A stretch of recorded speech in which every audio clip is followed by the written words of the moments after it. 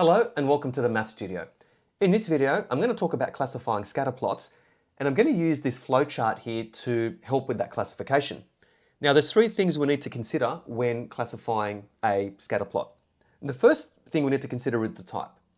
Now, a scatter plot could be nonlinear, so the arrangement of the points or the dots could form some shape or some sort of a pattern could be seen, but it's not a straight line or doesn't follow a line like y equals mx plus c. We would say that it's nonlinear, so there's a pattern evident, but we can't go any further at this point, so hence why I sort of put an X there.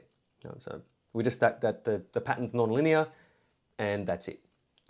It could be linear, so the dots follow what appear to be a straight line, or they might not be in a relationship at all, so it could be, well, it might appear like a cloud of dots, so randomly assigned all over the scatter plot.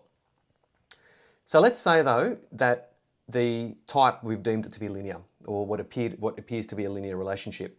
The next thing that we can consider is the strength of that relationship. And there's four strengths. So we've got perfect, so all the dots would lie on a straight line perfectly.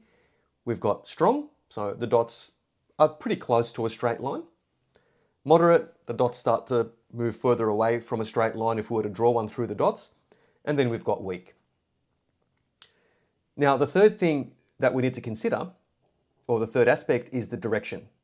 Now, for each of these strengths, whether it's perfect, strong, moderate, or weak, the pattern could be positive, so the trend could be as x gets larger, y gets larger, or negative. So as x gets larger, y gets smaller. So I might just draw what that might mean. So positive means positive gradient. So the dots might have an uphill or sort of an upward trend from left to right.